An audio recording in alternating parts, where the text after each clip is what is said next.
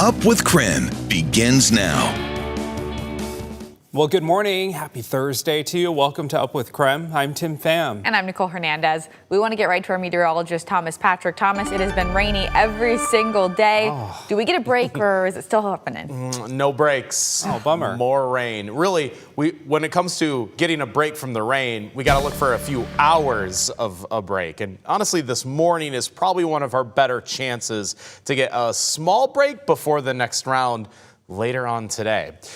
In terms of that, though, cloudy skies have kept things mild this morning. 47 still the current temperature in both Liberty Lake, Post Falls, and Coeur d'Alene. So I was just reading it on the fly there. And while things are mild this morning, it is, again, because of the cloud cover that is stuck overhead. No rain at the moment. I think our next batch of rain is very much likely this evening as a storm is going to quickly rush from off of the Pacific Ocean right through the Pacific Northwest. So look for that next batch of rain probably closer to 5 or 6 o'clock tonight.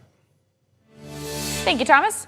Let's take a live look at traffic at I-90 in Oregon now. You can see things aren't really backed up in any way, shape, or form on our roads this morning. It's still quite early, just about 6:01 here. I'm looking at our traffic maps and pretty much everywhere looks exactly like this. So if you're heading out the door, there's not any major backups or congestion at this point. Well, starting tomorrow, thousands of flights a day could be canceled.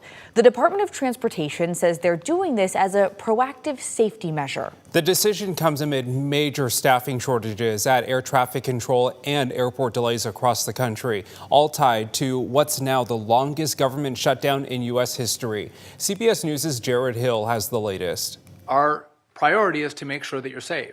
Transportation Secretary Sean Duffy announcing an unprecedented plan to cut air traffic by up to 10% at the nation's 40 busiest airports starting this Friday. Duffy citing the impact the government shutdown is having on air traffic controllers. This is about where is the pressure and how do we alleviate the pressure. A surge in sick calls from airport employees working without pay has led to delays in ground stops.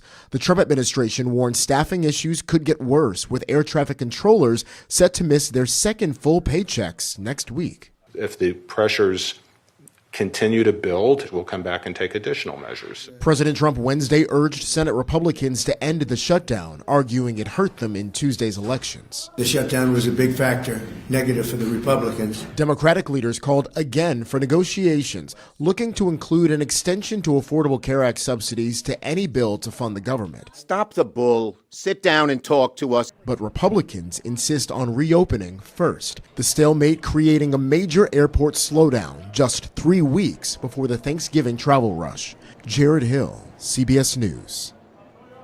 If you plan to fly tomorrow or within the next week, here's some information you should know. According to CBS News, Spokane is not on the list of 40 airports being told to cancel flights. However, many connecting airports are on the list, including SeaTac, Portland, Salt Lake, and Minneapolis. Some airlines say they got about an hour's notice of the plans and are trying to figure out what to do. United says it hopes to keep its hub-to-hub schedule normal, but the CEO of Frontier Airlines warns some passengers could get stranded.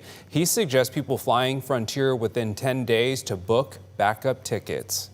The FAA is talking about here is equivalent to canceling about 4,500 flights a day. By my math, that's about 30% worse than the worst day for flight cancellations in the last year. On their website, Southwest Airlines says passengers on canceled flights will most likely get automatically rebooked, but if people decide not to travel, they could be eligible for a refund. We do have a list of those 40 airports that could see flight cuts on our website, KREM.com. And as the government shutdown in the longest shutdown in U.S. history carries into another day, the Spokane Regional Labor Council says they will be serving free meals to TSA workers at the airport today. So KREM 2's Brandon T. Jones is live at Spokane International this morning. Brandon, what else do we know about this?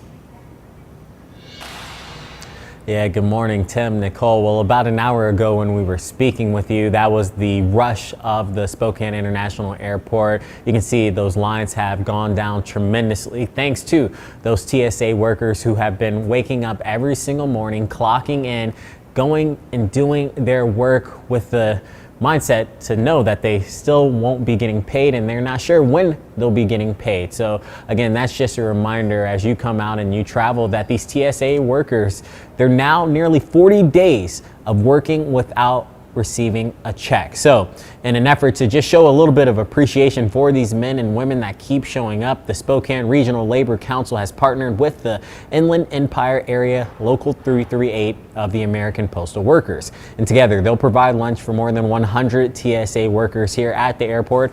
Along with that lunch, additional food will be available for them to take home.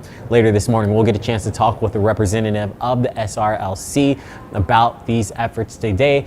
And just a few moments ago, actually, I was speaking with a TSA worker as she was leaving her shift for this morning, and she was saying, hey, it is a little bit nerve-wracking to not know when you're going to be able to receive a check. She was actually able to take a loan out. She says she's extremely blessed to be able to do that, but others not in that same type of situation. So again, a small effort here today just to show some appreciation to these TSA workers. But for now, live here at the Spokane International Airport, Brandon T. Jones, KREM 2 News. Well, the Supreme Court will hear the case on President Trump's tariffs today. The White House says they were able to impose those tariffs because of an emergency law from the 1970s. They say the law lets a president, quote, regulate importation during emergencies. And it's that term there that's the center of this debate. The question is if regulate includes tariffs. Even some conservative justices are questioning President Trump's validity in this. Can you point to any other place in the code or any other time in history where that phrase, together, regulate importation, has been used to confer tariff-imposing authority? Trump's attorney for this case has warned a ruling against the tariffs will have catastrophic consequences for the U.S. economy. Well, this morning, a heads up for those in Spangle. Avista says customers will experience a planned outage later tonight. The outage is set to last from 10 o'clock tonight until 5 tomorrow morning. During this time, crews will be doing maintenance. Avista says this is a part of ongoing efforts to enhance safety and reliability. This morning, we are hearing from the family of Martin Diaz after a jury found him not guilty for assaulting a Border Patrol agent over the summer. His wife said she was just relieved about this verdict. Now, their home cameras recorded everything that happened back in April. You're seeing that video here now. Diaz has been in federal custody since this day. Tuesday was the first time his family was able to see him since then. Now that court case proceedings are over, Diaz is in ICE custody and deportation orders are going into effect. Right now, he is in Kootenai County waiting to be transferred to an ICE facility in Tacoma. We're never going to stop fighting to be reunited with our families. The immigration system currently is not set up for success. And I would love to be able to continue that work and continue in the immigration process. The order of removal makes it so Martin cannot apply for a green card. His family says they will ask the federal government to waive the 10-year ban so they can come back to the U.S. in a year and a half. Diaz's wife hopes they'll be in Mexico at some point next week.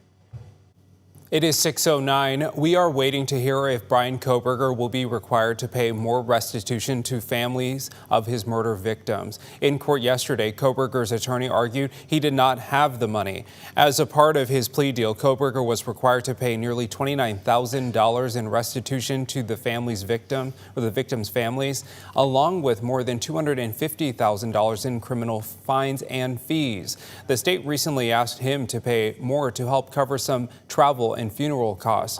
Kohberger told the court he did not have the funds to pay that original amount. The judge appeared skeptical of that, pointing to money Kohberger has received from his family and the public. The judge did not say when he would make a decision.